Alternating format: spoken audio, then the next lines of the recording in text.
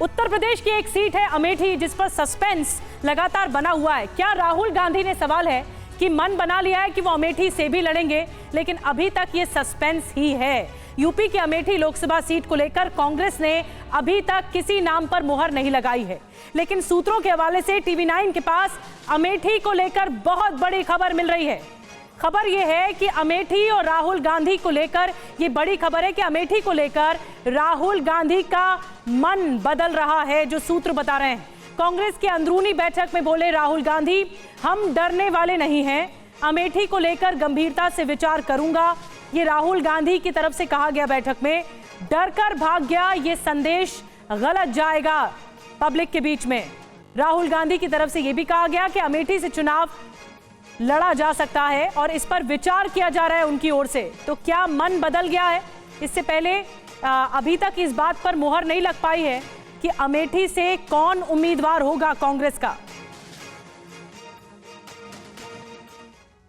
और चलिए अब आपको बताते हैं कि कांग्रेस की अंदरूनी बैठक में अमेठी को लेकर राहुल गांधी ने क्या कहा। कांग्रेस के अंदरूनी बैठक में राहुल गांधी ने क्या कहा, बड़ी बातें ये हैं। हम डरने वाले नहीं हैं, मेरी व्यक्तिगत वजहें थी, ये राहुल गांधी ने कहा, लेकिन डर के भागने जैसी कोई बात नहीं है, ये बातें की जा रही है। आप भी कह रहे हैं उत्तर भारत में संदेश ठीक नहीं जाएगा, पारंपरिक सीट है, तो मैं इस पर गंभीरता से विचार करूंगा। ये सारी बातें सोर्सेज के हवाले से आ रही कि बैठक में राहुल गांधी ने अमेठी को लेकर ये विचार रखे। राहुल गांधी ने कहा कि क्योंकि डर कर भाग गया, ये संदेश अपने आप में गलत है, इसको नेस्तो नाबूद करना होगा। इस संदेश को, जो मैसेज जा रहा है, इसको खत्म करना होगा। कुमार विक्रांत हमारे साथ इस वक्त जुड़े हुए। कुमार, कुल मिलाकर सवाल यही उठता है कि क्या राहुल गांधी ने मन बनाया है अमेठी वापस लौटने का? देखिए, मैं आपको बताऊं कि पहले जो सूत्र बता रहे थे कि राहुल गांधी को का ये कहना था, ये मानना था कि वायनाड और अमेठी दोनों जगह से अगर वो चुनाव लड़ते हैं और जीतते हैं तो एक सीट उन्हें छोड़नी पड़ेगी, और जिस सीट को वो छोड़ेंगे दोनों जगह से उनका व्यक्तिगत रिश्ता है, और जिसको छोड़ेंगे वहां पर संदेश खराब जाएगा। इसको लेकर राहुल गांधी मन नहीं बना पा रहे थे अमेठी से लड़ने का।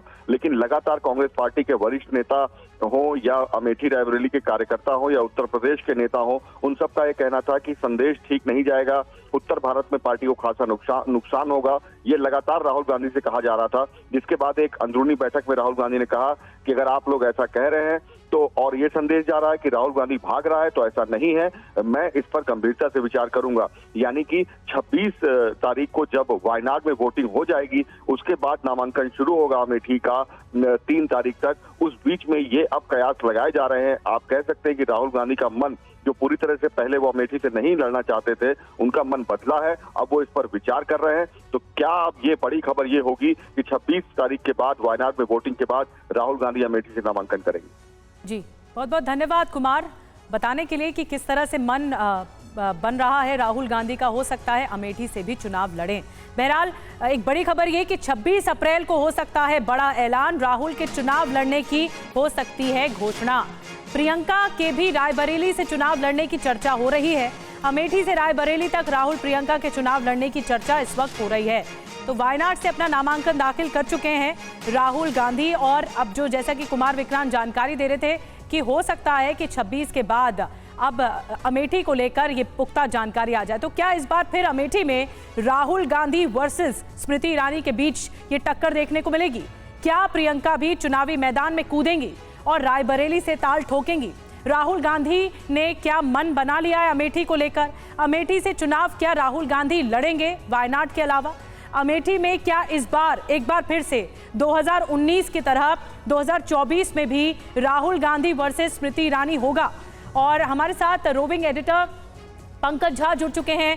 पंकज, 2 बड़े सवाल हैं, एक अमेठी को लेकर है और एक राहुल गांधी, एक रायबरेली को लेकर है। अमेठी में ये कि इस बार फिर से वही फाइट देखने को मिलेगी जो 2019 में देखने को मिली थी, और रायबरेली को ये कि क्या प्रियंका गांधी की एंट्री होगी?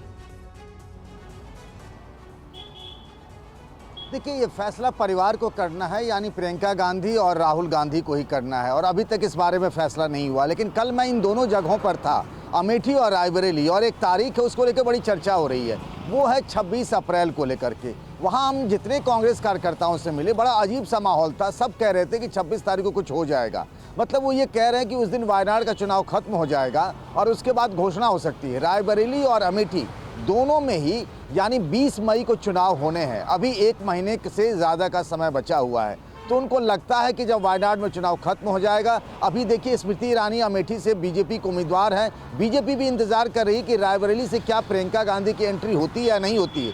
अगर प्रियंका चुनाव लड़ने का फैसला करती हैं तभी बीजेपी अपना उसी हिसाब से उम्मीदवार देगी। लेकिन आपको एक बात बताऊं कि अखिलेश यादव से जब कांग्रेस के नेताओं ने मुलाकात की थी, तब अखिलेश यादव ने भी कहा था कि अगर परिवार का कोई सदस्य इस बार चुनाव नहीं लड़ता है तो ये इंडिया गठबंधन के लिए मैसेज अच्छा नहीं होगा। जो विक्रांत अभी कह रहे थे कि बीजेपी के लोग ये फैलाएंगे एक तरीके से कि किस तरीके से गांधी नेहरू परिवार मैदान छोड़कर भाग गया, क्योंकि सोनिया गांधी तो राज्यसभा पहुंच गई हैं, तो अब रायबरेली से क्या प्रियंका गांधी चुनाव लड़ेंगी, यह फैसला होना बाकी है।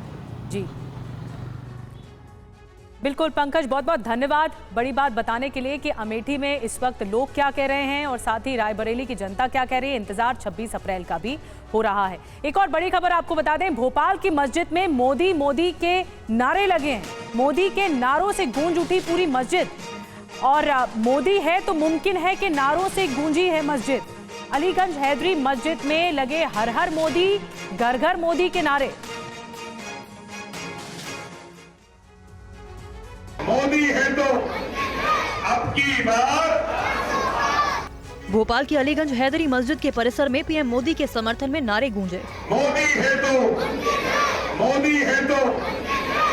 बात सिर्फ पीएम मोदी के समर्थन में नारों तक सीमित नहीं रही, बल्कि मस्जिद परिसर के अंदर पीएम मोदी के समर्थन में बोहरा समुदाय के लोगों ने पोस्टर भी लहराए। मस्जिद के आमिल जौहर अली ने प्रधानमंत्री नरेंद्र मोदी की खुलकर तारीफ की। उन्होंने कहा कि पीएम मोदी के साथ बोहरा समुदाय के बेहद आत्मीय रिश्ते हैं। हम जो है हमारे वज़ीर आज़म नरेंद्र मोदी की बहुत कदर करते हैं, क्योंकि सैयदना साहब के साथ में उन्होंने काफ़ी जो है अपना घर जैसा रिश्ता बनाया है, और सैयदना साहब भी उनकी बहुत कदर करते हैं। हम आपसे दुआ करते हैं कि खुदा आपको कामयाबी दे। भोपाल के मस्जिद परिसर में जब पीएम मोदी के लिए दुआएं मांगी जा रही थी, तो उस दौरान भोपाल से बीजेपी प्रत्याशी आलोक शर्मा भी मौजूद थे। और चुनाव प्रचार में अब एटम बम की एंट्री हो गई है। प्रधानमंत्री नरेंद्र मोदी ने इंडिया गठबंधन पर एटम बम वाला प्रहार किया। विपक्षी गठबंधन ने किस दल के घोषणा पत्र में परमाणु हथियार नष्ट करने का जिक्र है, आइए देखते हैं पूरी खबर। क्या परमाणु हथियार समाप्त होने चाहिए? मुझे सबका जवाब चाहिए। क्या परमाणु हथियार समाप्त होने चाहिए? क्या परमाणु हथियार समाप्त होने चाहिए? प्रधानमंत्री नरेंद्र मोदी ये सवाल बाड़मेर की जनता से पूछ रहे थे। पीएम मोदी ये सवाल इंडिया गठबंधन के सहयोगी सीपीएम के घोषणा पत्र पर पूछ रहे थे। सीपीएम ने मैनिफेस्टो में परमाणु हथियार और विनाश के दूसरे हथियारों, जिसमें रासायनिक और जैविक हथियार शामिल हैं, उन्हें खत्म करने की बात कही है। अब इंडी अलायंस में शामिल एक और दल ने देश के खिलाफ बहुत खतरनाक ऐलान किया है। उन्होंने अपने मैनिफेस्टो में लिखा है, जिस पोखरण की धरती ने भारत को परमाणु शक्ति से संपन्न किया, अब इंडी अलायंस का कहना है कि हम भारत के परमाणु हथियार नष्ट कर देंगे, दरिया में डुबो देंगे। और तमिलनाडु में चुनावी प्रचार पर गए गृह मंत्री अमित शाह ने टीवी9 भारतवर्ष से खास बातचीत की है। अमित शाह ने कहा कि सनातन के विरोध के कारण डीएमके से लोग नाराज हैं। उन्होंने कहा कि एआईएडीएमके और डीएमके से जनता त्रस्त है। सर, दक्षिण में 400 पार का किस तरीके से आप लोगों को लगता है कि ये संभव हो पाएगा? देखिए, जहां तक तमिलनाडु का सवाल है, इस बार हमें अपार जन समर्थन मिल रहा है। आप मदुराई में देखें, इस प्रकार का जन समर्थन मदुराई में मिलना भारतीय जनता पार्टी के लिए बहुत उत्साह का वर्धक है। यहाँ की जनता, तमिलनाडु की जनता एआईडीएमके और डीएमके दोनों पार्टियों के भ्रष्टाचार से त्रस्त हो चुकी है, और वो इस बार मोदी जी के साथ है। सनातन को लेकर बहुत सारे सवाल हैं। यहाँ पे आपने देखा होगा कई सारे ऐसे पॉलिटिशियन हैं जो सनातन को लेकर सवाल करते रहे हैं। देखिए, सनातन के विरोध के कारण भी डीएमके पर गुस्सा है, और राम मंदिर की प्राण प्रतिष्ठा के विरोध के कारण भी डीएमके पर गुस्सा है। मगर सबसे बड़ी बात है, करप्शन के कारण ये दोनों पार्टियों पर बहुत बड़ा गुस्सा है। और अमित शाह आज 3 राज्यों में चुनाव प्रचार करेंगे। शाह तमिलनाडु में रोड शो करेंगे, उसके बाद राजस्थान जाएंगे। आज शाम उत्तर प्रदेश के गौतम बुद्ध नगर में महेश शर्मा के समर्थन में रैली करेंगे।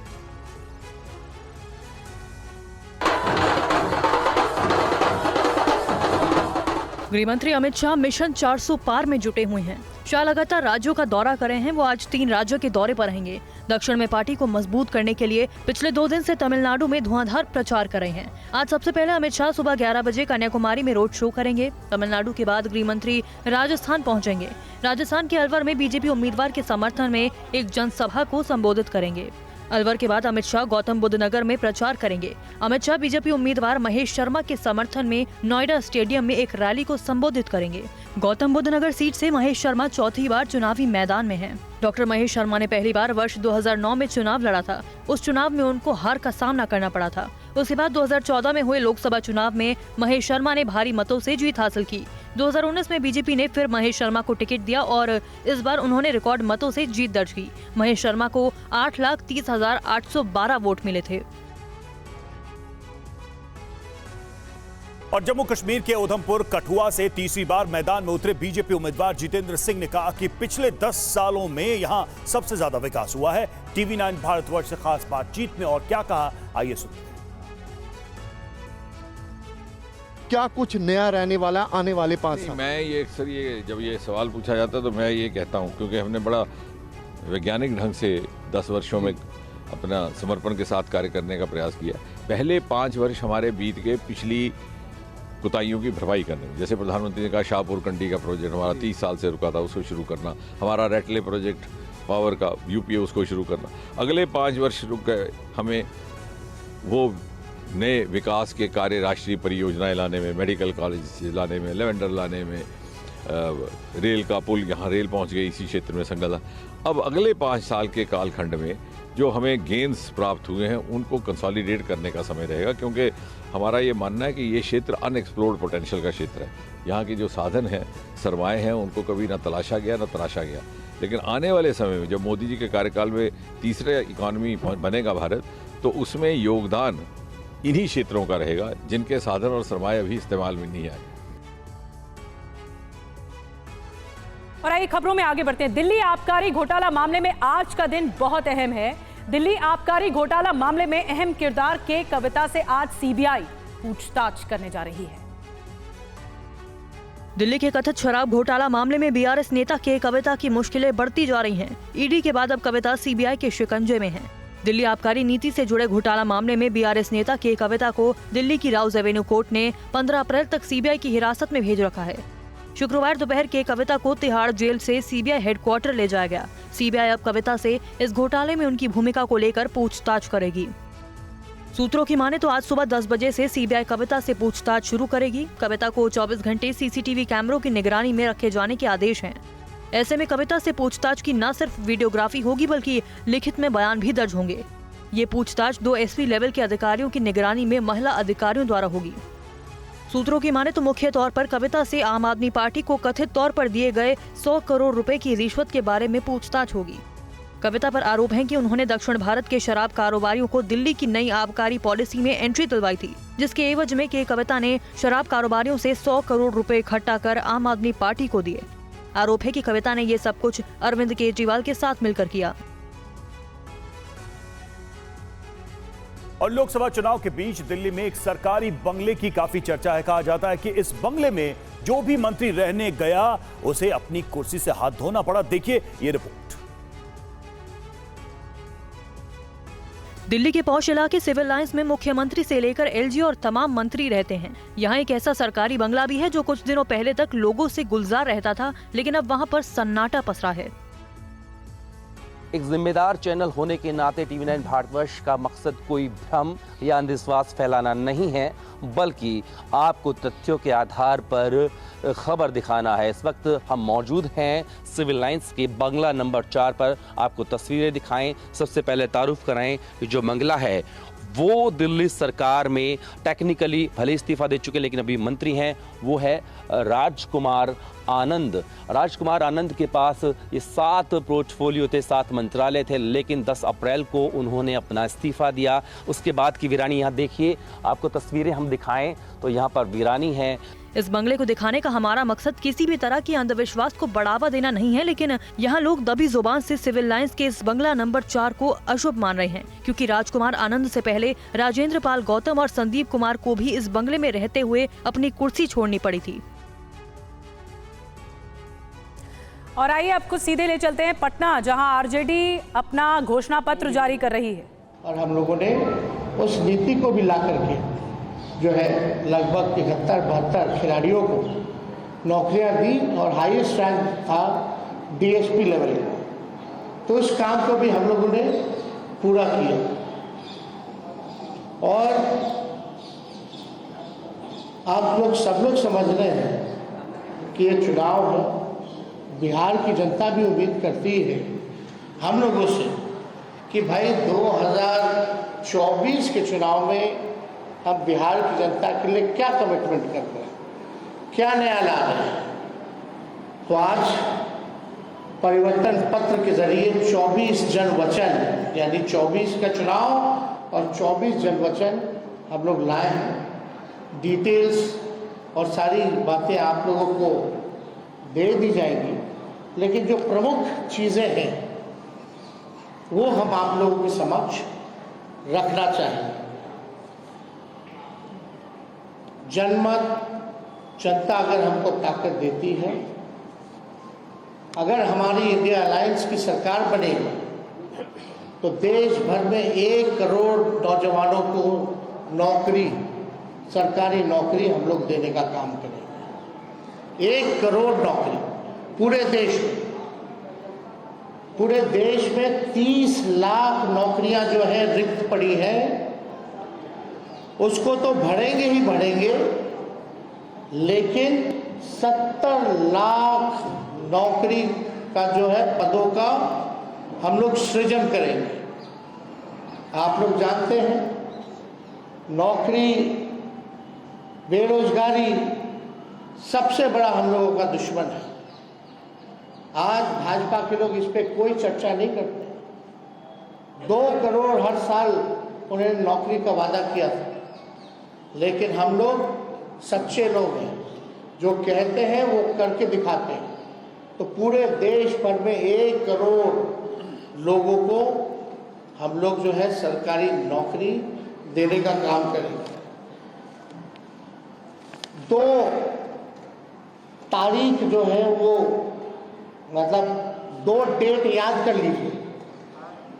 देश में 15 अगस्त, आने वाला जो 15 अगस्त है, आपको बेरोजगारी से आज़ादी मिलना शुरू हो जाएगा। आने वाला जो जिस समय हमारा देश आज़ाद हुआ था, जिस तारीख को, हम लोगों का प्रण है कि हम लोग 15 अगस्त से बेरोजगारी से आज़ादी हम लोग लाए। यानी सरकार आएगी तो 15 अगस्त से हम लोग जो है नौकरी की प्रक्रिया शुरू कर देंगे।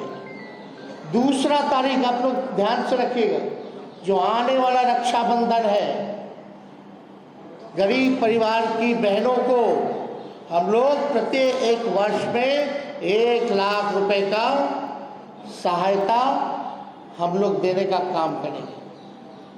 जो रक्षाबंधन आएगा उसी दिन से हमारी बहनों को, जो गरीब परिवार में है, हर एक साल 1 लाख रुपए का हम लोग जो है सहायता देंगे। और आप लोगों के समक्ष हम बताना चाहेंगे तीसरा कि 500 रुपए में गैस सिलेंडर का भाव जो है कर दिया जाएगा। आज जो है 1200-1500 मिल रहा है।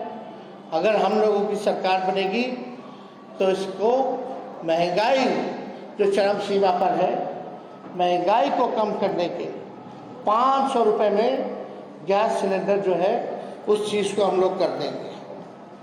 पुरानी पेंशन योजना ओपीएस को हम लोग लागू करेंगे और सबसे महत्वपूर्ण बिहार को विशेष राज्य का दर्जा हम लोग दिलाएंगे। बड़ी खबर बता दें, लोकसभा चुनाव के लिए आरजेडी का घोषणा पत्र जारी हो गया है। आरजेडी ने घोषणा पत्र में 24 वादे किए हैं। रक्षाबंधन पर गरीब बहनों को 1 लाख देने का वादा किया गया है। 500 रुपए में गैस सिलेंडर देने का भी वादा किया गया है। देश में ओपीएस को लागू करेंगे, ये भी कहा तेजस्वी यादव ने। बिहार को विशेष राज्य का दर्जा दिलाएंगे।